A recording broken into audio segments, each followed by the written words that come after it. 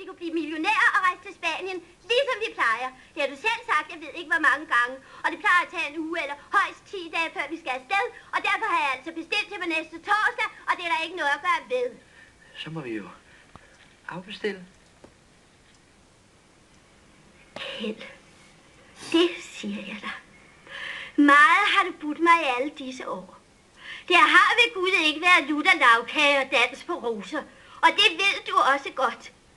Men det her, det byder du mig ikke. Se, der kommer et tidspunkt i en kvindes liv, hvor det ikke er nok for hende at være hustru og mor. Hvor hun må blomstre og folde sig ud og være kvinde. Og det tidspunkt, det oplevede jeg jo allerede sidste år. Og hvis jeg ikke snart oplever det igen, så bliver jeg frustreret. Og jeg kan godt love dig for, at det vil komme over dit hoved som en tyv om natten. Hvad gør vi?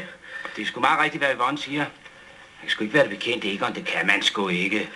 Skulle vi så ikke tage ind til ham igen? Og måske kunne vi... Jeg giver overhovedet ikke snakke med ham mere. Det dumme svin. Vi kan